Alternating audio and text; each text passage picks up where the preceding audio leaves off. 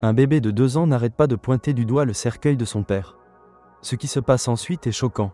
Bonjour à tous, profitez de ces moments de détente en regardant l'église Saint-Michel, enveloppée d'une atmosphère de deuil. Les cloches de l'église sonnaient de longs tintements solennels, se mêlant aux sanglots étouffés des endeuillés, créant une sensation glaçante et déchirante. Clara se tenait silencieusement près du cercueil de son mari, serrant fort la petite Lucie dans ses bras. La fillette de 2 ans se débattait contre l'étreinte de sa mère, son petit visage rougi par trop de pleurs. Clara se pencha pour la calmer, mais Lucie refusait de se tranquilliser. Les yeux innocents de l'enfant étaient fixés sur le cercueil en bois où reposait Samuel, immobile. « Papa, papa » sanglotait Lucie, ses petits doigts tremblants pointant vers le cercueil. Clara déglutit péniblement, ses mains agrippant le voile de deuil noir. Elle voulait pleurer, mais ses larmes restaient coincées dans sa gorge. La mort soudaine de Samuel semblait encore un cauchemar. Hier encore, il l'avait embrassé avant de quitter la maison, et maintenant, il ne restait qu'un corps froid et sans vie. Autour de Clara, les villageois se rassemblaient, murmurant entre eux. Personne ne comprenait comment un homme en bonne santé comme Samuel pouvait mourir si soudainement. Certains parlaient d'un accident, d'autres chuchotaient qu'il s'agissait d'une punition du destin. Madame Rose, une vieille femme vivant près de Clara, s'approcha, les yeux pleins de sympathie. Elle posa doucement une main sur l'épaule de Clara et murmura « Ma chère, je sais que tu souffres, mais la petite Lucie, es-tu sûre qu'elle va bien ?» Clara baissa les yeux vers sa fille et vit que Lucie tremblait, ses grands yeux fixés sur un coin sombre derrière le cercueil. Soudain, l'enfant poussa un cri perçant « Papa, papa est coincé, il appelle à l'aide !» L'air dans l'église devint lourd d'inquiétude. Un murmure se propagea parmi la foule. Beaucoup échangeaient des regards nerveux, tandis que d'autres faisaient précipitamment le signe de la croix. Madame Rose recula d'un pas tremblant, couvrant sa bouche de sa main. « Mon Dieu, l'enfant peut voir !» chuchota-t-elle d'une voix pleine d'effroi. Un frisson parcourut l'échine de Clara. Elle se tourna vers Lucie, essayant de garder une voix stable. « Lucie, qu'as-tu dit ?» demanda-t-elle, bien que son cœur battait déjà de peur. « Papa est là, il appelle à l'aide, maman, il est coincé !» insista Lucie, pointant toujours le coin sombre. Une brise froide balaya l'église, faisant vaciller les bougies de l'autel. Personne ne parlait, mais Clara sentait la tension s'épaissir. Soudain, les portes de l'église s'ouvrirent avec un grincement lent et sinistre. Un homme grand entra, le visage sévère. C'était Henri, le cousin de Samuel, vêtu d'un costume noir. Ses yeux sombres balayèrent la foule avant de se poser sur Clara. Il s'approcha avec un sourire compatissant qui semblait étrangement insincère. « Clara, tu dois être épuisée, » dit Henri, sa voix grave et trompeusement douce. « Nous sommes tous bouleversés par la mort de Samuel. » Clara ne fit qu'un léger signe de tête, trop épuisée pour répondre. Le regard d'Henri se posa sur Lucie, qui s'agrippait toujours à la robe de sa mère, fixant intensément le coin sombre. « La petite est trop jeune pour comprendre. Il vaut mieux ne pas la laisser dire de telles choses, ça pourrait effrayer les gens, dit-il, son ton portant une pointe de dureté subtile. Clara fronça légèrement les sourcils, ses paroles la troublaient. « Elle pleure juste son père, » répondit-elle, essayant de rester calme. Henri hocha la tête, mais son expression changea rapidement. « Clara, je déteste aborder cela maintenant, mais tu sais que Samuel a laissé beaucoup de problèmes financiers. Ta maison, il serait peut-être préférable de penser à la vendre pour régler ses dettes. » Clara se figea, une vague de vertige l'envahissant. « Vendre la maison ? De quoi parlait-il ? Tu sais, » soupira Henri avec une feinte sollicitude, « Samuel était un homme bon, mais il avait ses problèmes. Je pense juste à ce qui est mieux pour toi et Lucie. » Une peur froide s'infiltra dans les os de Clara. Elle n'avait jamais fait confiance à Henri, et maintenant, avant même que Samuel ne soit mis en terre, il parlait déjà d'argent. Lucie s'agrippa soudain plus fort à la main de sa mère, ses yeux brillants de larmes. Elle pointa de nouveau le cercueil et dit d'une voix claire mais faible. « Papa est coincé. » La tête d'Henri pivota brusquement, son visage figé l'espace d'un instant. La tension dans l'église s'épaissit. Les personnes à proximité commencèrent à s'éloigner, n'osant pas parler. Clara s'accroupit, le cœur battant. « Lucie, qu'as-tu dit ?» Lucie leva les yeux vers sa mère, son petit visage rempli de peur. « Papa n'est pas parti, il est toujours là, il appelle maman. » Un silence étouffant s'installa dans l'église. Une femme à proximité, Margaret, tira sur la manche d'une autre et chuchota. « Ce n'est pas bon signe, un enfant si innocent ne mentirait pas. » Clara serra plus fort la main de Lucie, essayant d'arrêter ses propres tremblements. Pendant ce temps, Henri serra la mâchoire, ses yeux scintillant d'inquiétude. « Les enfants ont une imagination débordante, » dit-il en forçant un rire, mais Clara remarqua ses mains se crispant en point. Elle ne savait pas ce qui se passait, mais une chose était certaine, quelque chose n'allait pas. L'obscurité envahissait l'église Saint-Michel alors que les bougies de l'autel vacillaient faiblement. L'air semblait plus lourd que jamais après les paroles de Lucie. Ceux qui se tenaient près du cercueil commencèrent à reculer, évitant Clara et sa fille comme s'ils craignaient ce qui pourrait arriver. « Papa n'est pas parti, il est toujours là, il appelle maman », Les mots de Lucie résonnaient dans l'esprit de Clara, lui donnant des frissons. Elle balaya la foule du regard jusqu'à ce que ses yeux se posent sur Henri, l'homme qui venait de l'exhorter à vendre la maison. Il était toujours là, mais son calme semblait vaciller. Ses doigts tapotaient nerveusement contre la surface en bois d'un banc, et ses yeux se détournaient. « Allons, ne laissons pas les paroles d'une enfant semer une peur inutile, » dit Henri, forçant un autre sourire faible, mais il y avait un tremblement dans sa voix. Madame Rose, la plus âgée du village, fit silencieusement le signe de la croix avant de murmurer « Il y a des choses au-delà de notre compréhension. Parfois, les enfants peuvent voir ce que les adultes ne peuvent pas. » Un frisson parcourut le corps de Clara. Elle serra plus fort Lucie. Henri cligna rapidement des yeux, puis se tourna vers Clara, tentant de reprendre le contrôle de la conversation. « Clara, je veux juste aider. Nous devrions régler la question de la maison et des biens avant qu'il ne soit trop tard. » L'estomac de Clara se noua. « Peux-tu me laisser seule un instant ?» dit-elle, sa voix teintée d'acier. Henri haussa les épaules, mais une lueur d'irritation traversa son visage. « Je veux seulement aider, mais si tu es trop têtu, je n'aurai peut-être pas d'autre choix que de faire appel à la loi. » Sa menace voilée envoyait un frisson glacial dans le dos de Clara. Margaret, une femme du village, claqua la langue et chuchota à la personne à côté d'elle, absolument sans cœur. L'homme n'est même pas encore enterré, et il parle déjà des biens. Mais Henri ne semblait pas se soucier des murmures autour de lui. « Je reviendrai demain, j'espère que d'ici là, tu auras réfléchi, » dit-il avant de sortir de l'église. Clara sentit son cœur battre, non seulement à cause de sa menace voilée, mais aussi à cause de sa réaction lorsque Lucie mentionna son père. Pourquoi avait-il semblé si tendu ? Elle baissa les yeux vers Lucie, qui s'agrippait toujours fermement à sa robe. « Maman, papa est toujours là. » Clara prit une profonde inspiration, essayant de ne pas laisser la panique prendre le dessus. « Lucie, que veux-tu dire par papa est coincé ?» Lucie leva les yeux vers sa mère avec des yeux pleins de larmes et chuchota.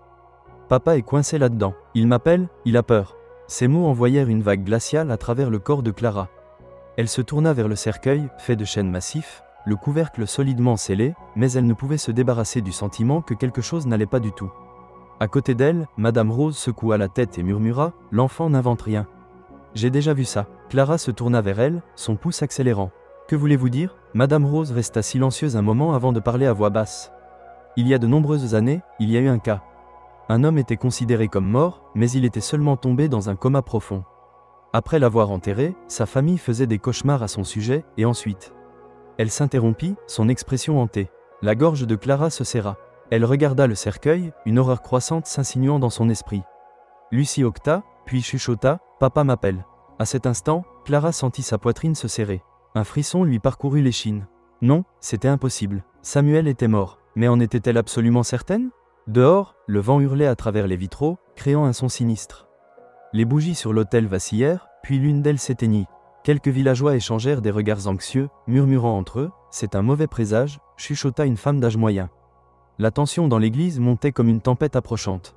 Clara regarda autour d'elle, sentant comme si les murs se refermaient sur elle. Que devait-elle faire ? Non, ce n'était qu'une coïncidence. Mais qu'en était-il de Samuel ? Clara serra Lucie fort, son cœur battant dans ses oreilles. Margaret s'approcha et chuchota « Clara, si tu as le moindre doute, ne les laisse pas enterrer Samuel tout de suite. » Ces mots frappèrent Clara comme un couteau dans la poitrine. Elle ne savait plus que croire, mais une chose était certaine, quelque chose n'allait vraiment pas. L'église Saint-Michel restait plongée dans l'obscurité alors que les funérailles s'étiraient plus longtemps que prévu. Les chuchotements étouffés devenaient plus forts, empreints d'inquiétude. Les villageois échangeaient des regards anxieux, s'éloignant du cercueil comme s'il avait peur de s'en approcher trop. Clara restait figée, son esprit en tumulte, tandis que Lucie s'agrippait toujours à elle. Ses yeux innocents remplis de peur. « Clara, si tu as le moindre doute, ne les laisse pas enterrer Samuel tout de suite. » Les mots de Margaret résonnaient dans sa tête.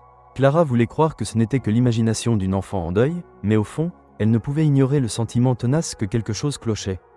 Henri était parti, mais la manière dont il avait réagi lorsque Lucie parlait de son père rendait Clara plus mal à l'aise que jamais. Madame Rose s'approcha soudain, tirant doucement sur la manche de Clara. « Ma chère, peut-être devrais-tu faire confiance à ton instinct, » dit-elle, sa voix basse et sérieuse. Clara baissa les yeux vers sa fille. Les petites mains de Lucie agrippaient sa robe, tremblante. « Maman, papa a peur. » Un froid glacial traversa les veines de Clara. Non, ce n'était pas possible. Samuel était mort. Mais s'il ne l'était pas ? Cette simple pensée rendait la respiration de Clara difficile. Elle serra Lucie plus fort, luttant pour trouver une logique au milieu des rumeurs. Des regards effrayés des villageois et de l'inquiétude sinistre qui planait dans l'air. Soudain, une voix cria de l'extérieur de l'église, interrompant les pensées en spirale de Clara. Clara, elle se tourna vivement. À l'entrée se tenait Matthew, un ami proche de Samuel, haletant, le visage tendu d'urgence. J'ai appris la nouvelle, je suis arrivé tard, mais il y a quelque chose que tu dois savoir. Clara fronça les sourcils, son cœur battant contre ses côtes. Qu'est-ce qui pouvait être si important? Matthew s'avança vers elle, baissant la voix. Avant qu'il ne meure, il m'a dit quelque chose d'important. Je ne sais pas si c'est le bon moment, mais ça concerne Henry. Entendre le nom d'Henry rendit Clara encore plus mal à l'aise. Dis-moi, dit-elle fermement. Matthew jeta un coup d'œil autour de lui, comme pour s'assurer que personne n'écoutait, puis se pencha plus près. Quelques jours avant la mort de Samuel, il m'a dit qu'Henry le pressait de vendre la maison.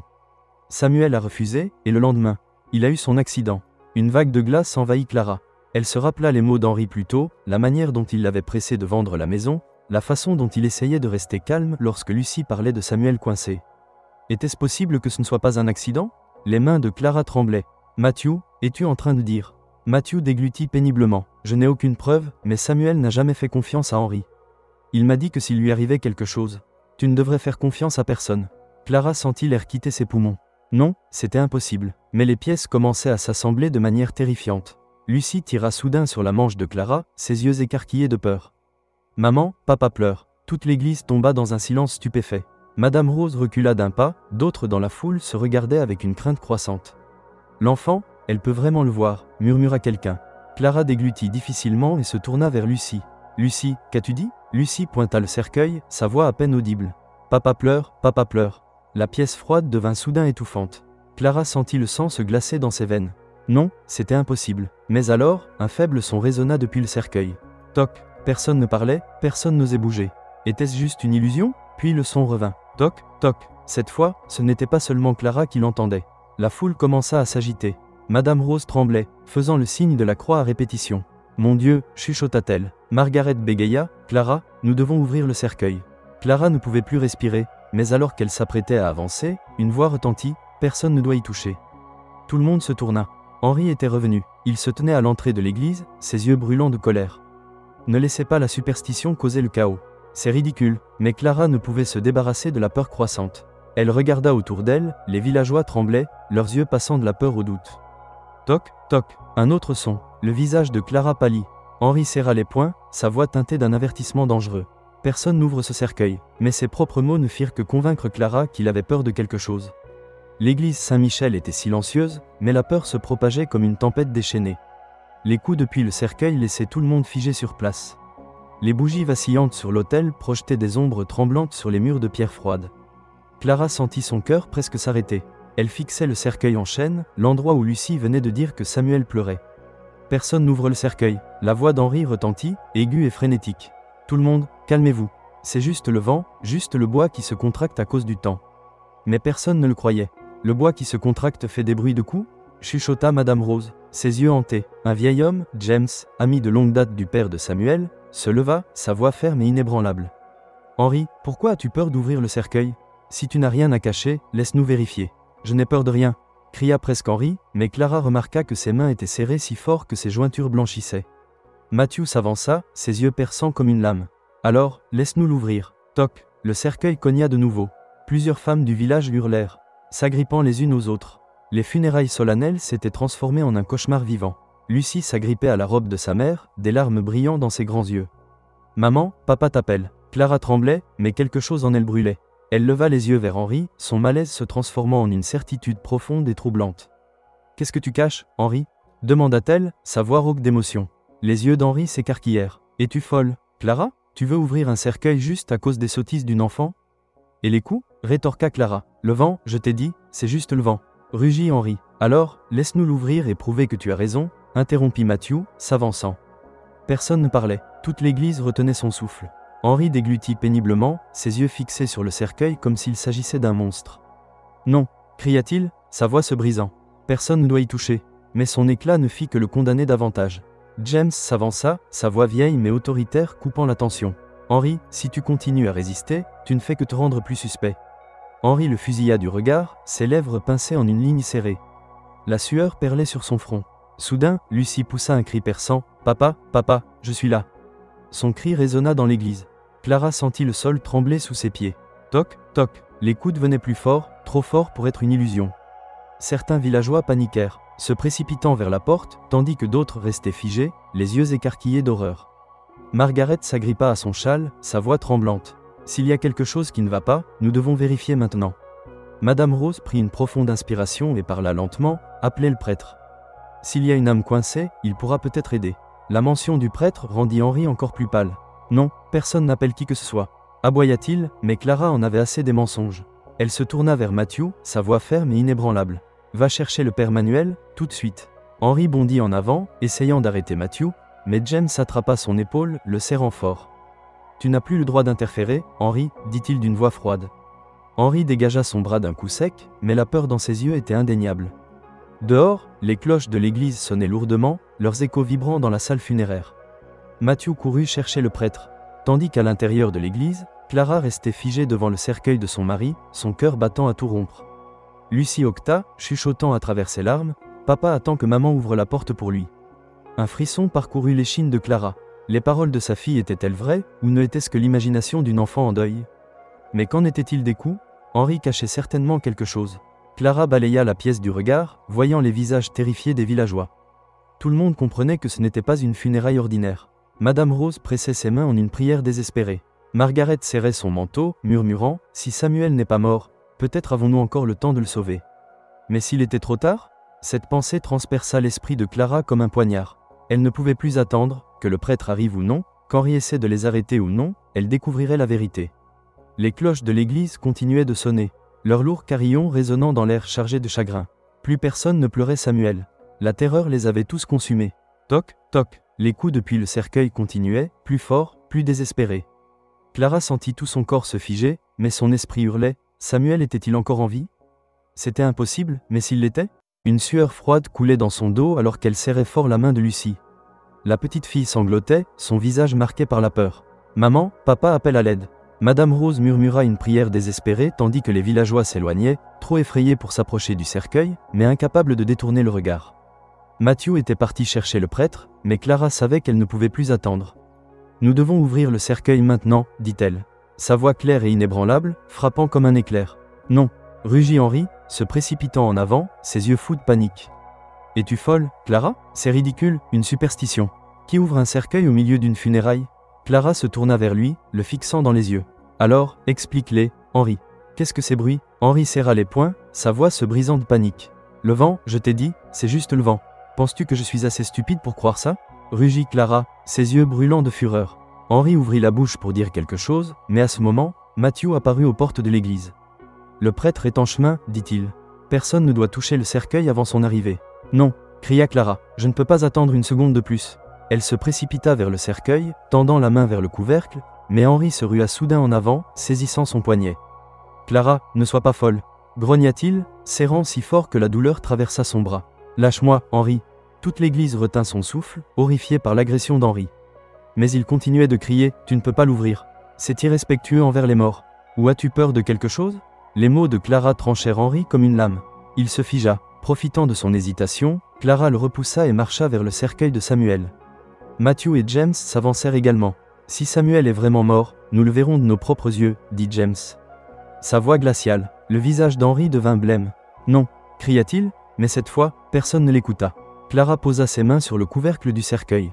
À côté d'elle, Lucie murmura à travers ses larmes, « Papa ». Elle prit une profonde inspiration, prête à l'ouvrir. Mais alors, clac, la main d'Henri jaillit, frappant Clara durement au visage. Un hoquet collectif d'horreur résonna dans l'église. Clara recula en titubant, la tête lui tournant sous l'impact. Matthew rugit, se jetant en avant et saisissant Henri par le col. « Qu'est-ce qui ne va pas chez toi ?» Henri se débattait, mais Matthew lui asséna un coup brutal au visage, l'envoyant s'écraser au sol. Mais Clara ne se concentrait plus sur eux. Ses mains restaient sur le cercueil, et les coups à l'intérieur ne s'étaient pas arrêtés. Toc, toc, les larmes coulaient sur les joues de Lucie. « Maman, papa frappe !» Clara serra la mâchoire, sa poitrine se resserrant sous une tension écrasante. Elle ne se souciait plus d'Henri, ni des objections de quiconque. Elle allait ouvrir le cercueil. Elle devait connaître la vérité. Toc, toc, les coups continuaient, plus forts maintenant, résonnant dans toute l'église. Plus personne ne pouvait le nier, il y avait quelque chose dans ce cercueil. Le cœur de Clara battait comme un tambour de guerre. Elle saisit le couvercle fermement, inspirant profondément. « Ouvre-le » dit-elle, sa voix claire et résolue. Mais juste alors qu'elle se préparait à soulever le couvercle, une voix cria « Non ». Henri bondit en avant comme un animal enragé. Ses yeux injectés de sang, son visage déformé par une terreur pure. « Personne n'ouvre le cercueil, laissez Samuel tranquille » Clac, Matthew lui asséna un autre coup écrasant, l'envoyant s'étaler sur le sol de pierre froide. Il se tordait de douleur, mais continuait de hurler comme un fou, « Ne l'ouvrez pas. Ne l'ouvrez pas !» Clara tremblait de rage. « De quoi as-tu si peur, Henry ? Je n'ai peur de rien !» hurla Henry, se débattant comme un homme possédé. « Vous ne comprenez pas, ne l'ouvrez pas, ne l'ouvrez pas !» Mais Clara n'avait plus de patience. Elle se tourna vers Matthew et James. Ils hochèrent la tête. Ses mains tremblaient, mais sa détermination était inébranlable.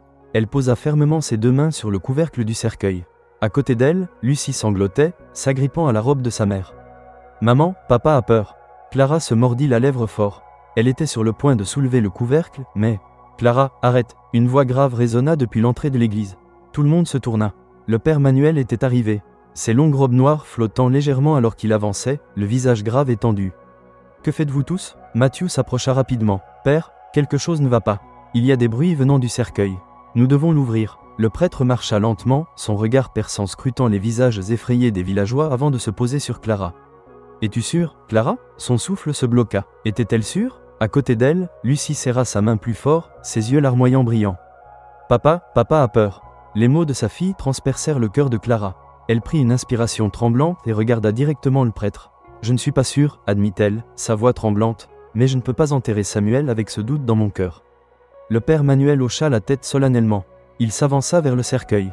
L'église était d'un silence mortel, personne n'osait même respirer. Le prêtre tendit la main et toucha légèrement le couvercle. Une immobilité étouffante emplit la pièce. Et puis, toc, toc. Un autre coup, plus fort, plus frénétique. Madame Rose hurla, et plusieurs villageois se précipitèrent vers la porte, terrifiés. Henry se tordait sur le sol, marmonnant comme un fou, « Ne l'ouvrez pas, vous le regretterez. » Mais plus personne ne l'écoutait. Clara croisa le regard du prêtre.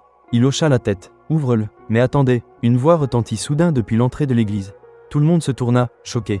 Un homme entra précipitamment, haletant, ses vêtements en désordre comme s'il avait couru sur une grande distance. C'était Esteban, le médecin légiste. « Arrêtez !» cria-t-il. « N'ouvrez pas ce cercueil. » Toute l'église se figea. Les yeux de Clara s'écarquillèrent d'incrédulité. « Pourquoi ?» étouffa-t-elle. Esteban se précipita en avant, son visage trempé de sueur. « Il y a eu une erreur, haleta-t-il. J'ai vérifié le certificat de décès de Samuel, et quelque chose ne va pas. » Personne ne fit un bruit. Les poings de Matthew se serrèrent. « Que dis-tu » Le médecin légiste déglutit péniblement, son expression sombre. « Le certificat de décès a été signé par un médecin que je ne reconnais pas. J'ai vérifié avec l'hôpital, et personne n'a officiellement confirmé la mort de Samuel. » L'air dans l'église devint glacial. Clara sentit tout son corps s'engourdir. Henry laissa échapper un gémissement étranglé, comme un animal acculé. « Non, non, non !» Les poings de Matthew se serrèrent, sa voix comme le tonnerre. « Qu'est-ce que ça veut dire ?» Esteban se tourna vers Clara. Sa voix lourde comme une pierre tombale. « Ça veut dire qu'il y a une chance que Samuel n'ait jamais été mort. » Toute l'église cria. Clara s'effondra à genoux, serrant Lucy. Lucy sanglotait, chuchotant, « Maman, je te l'avais dit. » Les yeux de Clara s'écarquillèrent, ses mains tremblantes serrant la robe de sa fille. Elle se tourna vers le cercueil, sa main tendant vers le couvercle. Elle allait l'ouvrir, mais non. Henry bondit en avant comme un fou, hurlant hystériquement, et les portes de l'église claquèrent soudainement. Tout plongea dans l'obscurité. Bang! Les portes de l'église se fermèrent violemment, plongeant tout dans l'obscurité. Des cris terrifiés éclatèrent. Quelques villageois se poussèrent désespérément, essayant de s'échapper, mais les portes étaient solidement verrouillées. L'odeur lourde de la pierre humide, des bougies brûlantes et de la respiration rapide de dizaines de personnes se mêlaient, créant une atmosphère étouffante, presque insupportable. Clara serra Lucy fort, sentant le petit corps de l'enfant trembler. « Maman !» La voix de Lucy était si faible qu'elle était presque inaudible. Clara serra la main de sa fille, son cœur battant violemment. « Ça va, ma chérie, maman est là. » Soudain, une voix cria dans l'obscurité, « Nous ne pouvons pas rester ici. Nous devons ouvrir les portes. » Un homme se précipita en avant, frappant les portes de l'église, mais elles ne bougeaient pas. Qui a verrouillé les portes ? Matthew sortit son téléphone, mais il n'y avait pas de signal. Madame Rose commença à trembler, murmurant des prières frénétiques à voix basse. C'est un présage, une punition. Clara luttait pour rester calme, mais elle savait que quelque chose n'allait vraiment pas. « Quelqu'un, ouvrez les portes !» cria une femme, mais personne ne répondit. Puis, ah ah, un rire dément et maniaque résonna dans l'obscurité. Tout le monde se tourna d'un coup. Henry, il se tenait au milieu de l'église, la sueur coulant sur son visage, ses yeux injectés de sang remplis de folie. « N'ouvrez pas le cercueil, n'ouvrez pas !» hurla-t-il, mais sa voix, autrefois autoritaire, était maintenant faible de désespoir. Le père Manuel s'avança, son ton ferme. « Henry, que sais-tu de tout ça ?» Henry recula en titubant, secouant la tête violemment. « Non, non, ne me demandez pas. Ne me demandez pas. Matthew se précipita vers lui, le saisissant par le col. Qu'as-tu fait à Samuel? Henry s'effondra, mais cette fois, il n'était plus l'homme arrogant et dominateur qu'il avait été. Il s'écroula au sol, son corps entier tremblant. Je ne voulais pas. Clara serra les poings, sa voix tranchante comme un rasoir. Qu'as-tu fait? Henry sanglota, ses mots à peine compréhensibles. Je voulais juste ce qui m'appartenait. Je voulais que Samuel vende la maison, mais il a refusé. Il a dit qu'il ne la vendrait jamais. Un frisson glacé parcourut l'échine de Clara. Alors, tu l'as tué? Non, cria Henry, puis il s'effondra en sanglots impuissants.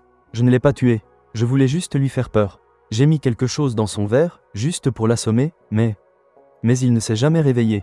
Toute l'église était paralysée d'horreur. Clara sentit le monde tourner, un bourdonnement assourdissant dans ses oreilles. Tu as drogué mon mari? Henry hocha la tête, la sueur coulant de son front. Je ne savais pas qu'il était allergique.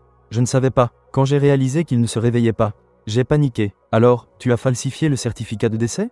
Grogna Matthew. Henry trembla. Je n'avais pas d'autre choix. J'ai payé le médecin pour falsifier les documents.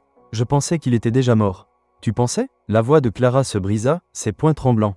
Tu n'as même pas vérifié? Henry se recroquevilla, incapable de croiser son regard. J'avais trop peur. Et tu les as laissés l'enterrer? Henry sanglota de manière incontrôlable, mais il n'y avait plus de pitié pour lui. Non, je ne savais pas. Je ne savais pas, je n'avais jamais pensé, mais il ne put finir sa phrase, car à cet instant précis, bang, bang, bang. Les coups à l'intérieur du cercueil devinrent si violents que toute l'église trembla. Un chœur de cris éclata. Les yeux d'Henry s'écarquillèrent, son visage vidé de toute couleur. Non, c'est impossible.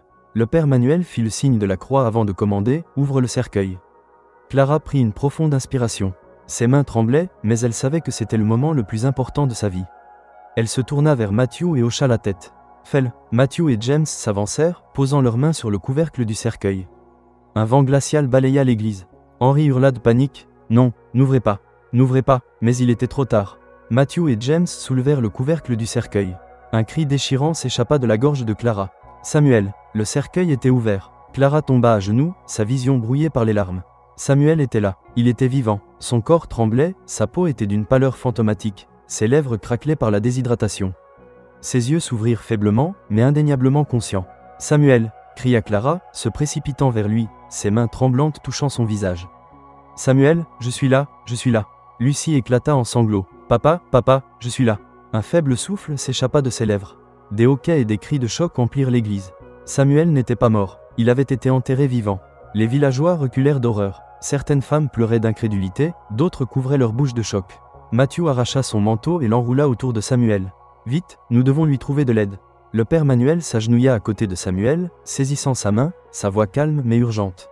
« Quelqu'un, apportez de l'eau. » Margaret courut vers l'arrière de l'église, cherchant de l'eau. Clara sanglota, ses larmes tombant sur la main de Samuel. « Ne me quitte pas, Samuel, ne nous quitte pas, Lucie, s'il te plaît. » Lucie s'agrippa au bras de son père, ses petites mains serrant fort alors qu'elle hoquetait entre ses sanglots. Les lèvres de Samuel tremblèrent comme s'il voulait parler, mais il était trop faible. Soudain, un cri perça le chaos. « Non, c'est un démon. » Tout le monde se tourna. Henry rampait sur le sol de l'église, son visage déformé par une terreur pure. « Non, Samuel est mort. Il doit être mort. » La fureur de Matthew explosa. Il se jeta sur Henry, lui assénant un coup brutal qui l'envoya s'écraser au sol. « Tais-toi !»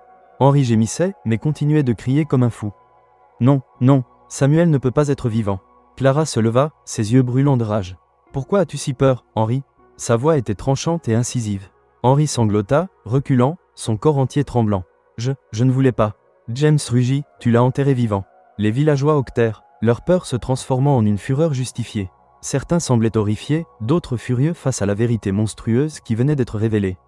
Madame Rose serrait son chapelet, des larmes coulant sur son visage âgé. « C'est le diable, il est vraiment le diable » siffla Margaret. « Appelez la police, ce crime ne peut pas rester impuni. » Le père Manuel hocha la tête, faisant signe à Matthew. « Nous devons sortir Samuel, il a besoin de soins urgents. » Matthew et plusieurs hommes du village soulevèrent prudemment Samuel du cercueil. Clara saisit la main de son mari, sa voix se brisant.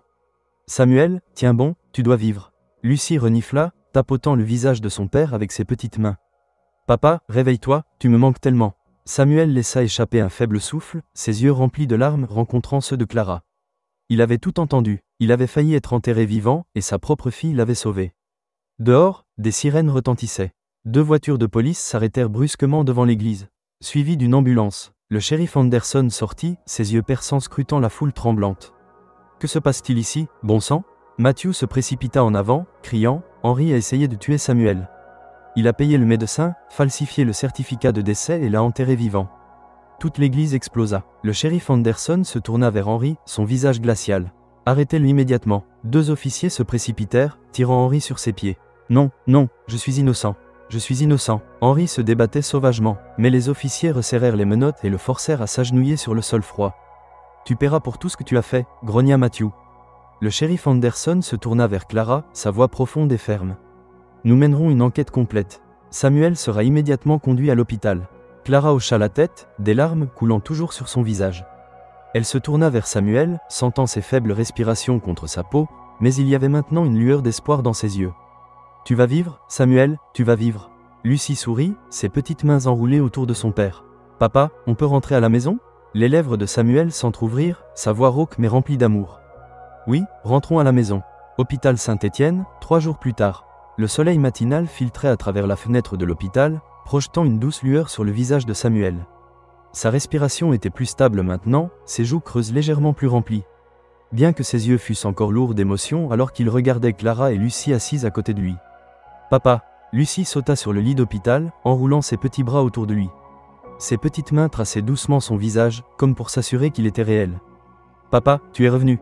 Samuel esquissa un faible sourire, son regard débordant de chaleur. « Je suis désolé, mon amour, dit-il, sa voix rauque mais chaque mot chargé d'émotion. » Clara serra sa main fort, des larmes roulant sur ses joues. « Sais-tu à quel point nous avons eu peur ?» Samuel hocha lentement la tête, son expression pleine de chagrin. « J'ai tout entendu. » Clara se figea. « Que veux-tu dire ?» Samuel prit une profonde inspiration, sa voix épaisse d'émotion. « Quand j'étais coincé dans ce cercueil, je ne pouvais pas bouger, je ne pouvais pas crier, mais je vous entendais. J'entendais Lucie, j'entendais Henry mentir. Mon Dieu !» Clara sanglota, jetant ses bras autour de lui. Lucie s'agrippa à son bras, sa voix pure et lumineuse. « Mais maman t'a sauvé, je t'ai entendu m'appeler, papa. » Samuel regarda sa fille, ses yeux embués. « Merci, mon petit ange. » Lucie rayonna et l'enlaça fort.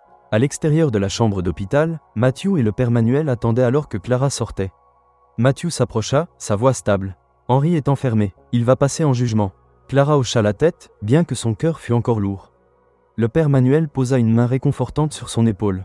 Sa voix calme et rassurante. « Samuel a été sauvé, c'est ce qui compte le plus. » Clara prit une profonde inspiration, puis esquissa un faible sourire. « Oui, ce qui compte le plus, c'est qu'il soit vivant. » Une semaine plus tard, tribunal provincial de Castleton. La salle d'audience était bondée, remplie de villageois venus assister à la justice rendue. Henry fut conduit, les mains menottées, son visage émacié, ses yeux remplis de peur. Le procureur lut les accusations, chaque mot tranchant l'air comme une lame. L'accusé, Henry Jiménez, est inculpé de tentative de meurtre, de falsification d'un certificat de décès et de l'enterrement délibéré d'une personne vivante, Samuel Herrera. Un murmure traversa la salle d'audience, mais Clara resta concentrée sur une chose, Henry. Il n'avait plus l'air arrogant ou puissant. Maintenant, il n'était qu'un lâche tremblant face à son destin. Le tribunal va maintenant prononcer la sentence. Attendez, une voix retentit. Tout le monde se tourna. Samuel se tenait là, appuyé sur une canne, mais son regard était stable et résolu. Il croisa les yeux d'Henry, sa voix calme mais percutante. « J'ai quelque chose à dire avant que le tribunal ne le condamne. » Le juge hocha la tête, lui faisant signe de continuer. Samuel s'avança, son regard inébranlable. « Henry, je ne te hais pas. » Toute la salle d'audience se tut. « Mais je te méprise, » dit Samuel, sa voix tranchante comme l'acier. « Tu as trahi notre famille, tu as trahi ton propre honneur, et maintenant tu vas en payer les conséquences. » Henry s'effondra à genoux, sanglotant, mais personne ne ressentait de pitié pour lui. Le juge frappa son marteau. L'accusé, Henry Jiménez, est condamné à 25 ans de prison. Des applaudissements éclatèrent, mais Clara ferma simplement les yeux et prit une profonde inspiration. Le cauchemar était enfin terminé. Un mois plus tard, la maison des Herrera était baignée d'une lumière dorée. Samuel se tenait sur le porche, regardant les vastes champs, sa main fermement serrée dans celle de Clara. Lucie courait dans la cour, son rire résonnant dans l'air. « Nous sommes vraiment à la maison » murmura Clara. Samuel hocha la tête, ses yeux remplis de paix. « Merci, merci à vous deux. » Clara posa sa tête sur son épaule, son cœur enfin apaisé.